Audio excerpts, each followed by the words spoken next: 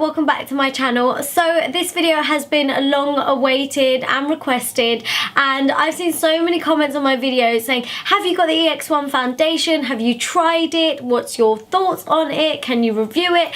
And for ages I didn't have the foundation, so I couldn't actually tell you what I thought of it, and finally I've managed to get my hands on it, and I've been trying it out for a couple of weeks now, so I can finally give you my honest opinion and a full review on this foundation. So I got this foundation from the Beauty Mart section in Topshop Oxford Circus, and it's kind of just where they have loads of different brands which are quite hard to get hold of, a lot of American brands and things like that, so it's quite cool. I believe you can get it in one of like the beauty sections in Box Park in Shoreditch, and obviously you can get it online. I'm gonna leave a link down below of the website and like more information about who made this foundation and all of that kind of stuff down below for you, so you can have a read and it'll be a little bit more in depth, because I'm just going to give you like my opinion on this foundation.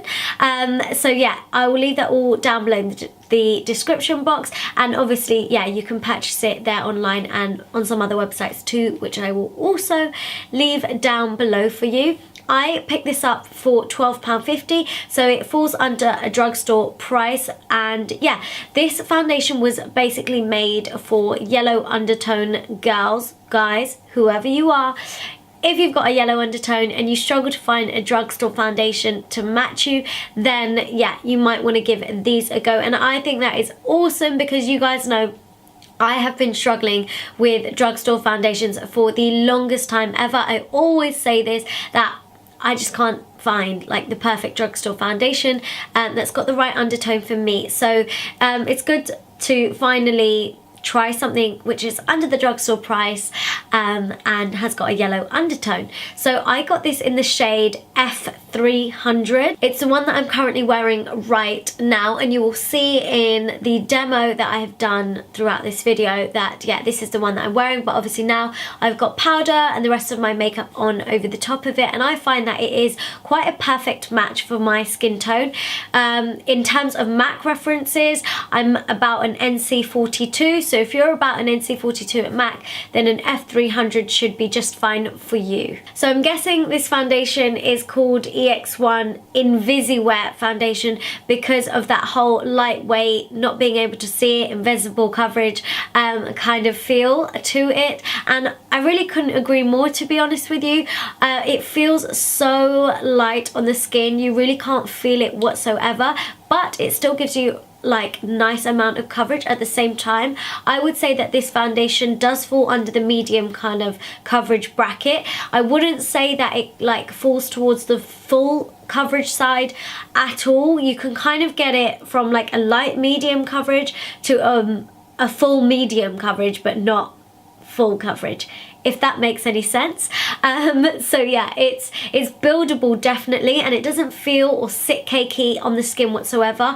I actually layered this up with 2 layers of foundation on my face, mainly like more so on my cheeks where I have some scarring and I want to cover those areas a bit more, and I felt like they did cover those the scars and any kind of like discoloration quite well, so I was super impressed with that. I've also tested this foundation like throughout a whole day, and I can promise you that like it stayed on the whole time. I have an oily T-zone, and where this foundation claims to be oil free, it really is. I didn't get oily once throughout the day, and that's very, very unusual for me. Normally my nose will get a little bit shinier, and so will the top of my forehead, but with this one I kept checking every few hours. I was like, am I shiny yet?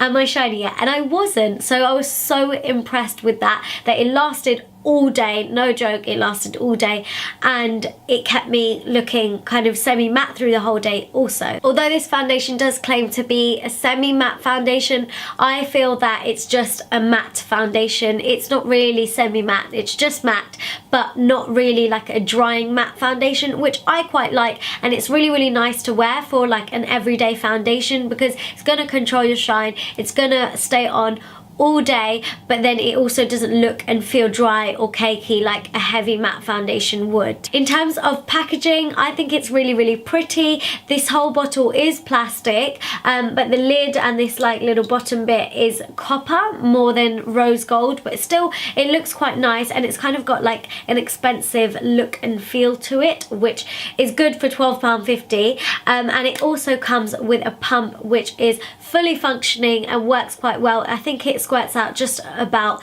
the right amount of foundation, which I'm quite like as well. You're getting 30 mils of foundation in this bottle, and I'm just comparing it to some of like my high-end foundations, which you get 30 mil in those ones and they're like £30, and this is £12.50 for 30 mils, and it's such a lovely foundation. If you are of an olive skin tone or a darker skin tone, you've got a yellow undertone to you, then honestly I would really, really recommend trying this foundation out, especially also if you have oily skin or combination skin. I think if you've got dry skin, it can totally work for you too. You can just mix a little bit of moisturizer in there and make it a bit more dewy if you want. It's really like a flexible foundation. I feel like you can kind of tailor it to the finish that you like, which is what I really, really love about a foundation like this. Overall, I'm so impressed with this foundation, considering it is £12.50. I think that's everything though, guys. I really hope you enjoyed watching this review,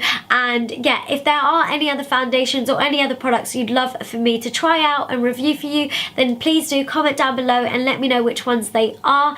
I feel like I've been a bit all over the place through this whole video because I'm not feeling too well today, so I'm not sure if I was making any sense, but yeah, I did try. And yeah, please make sure you give this video a big thumbs up if you did enjoy it. Like I said, comment below. Make sure you're following me on Snapchat and Instagram. All the links for all of that will be down below as well, and subscribe if you haven't already, and I'll see you all in my next video. Mwah.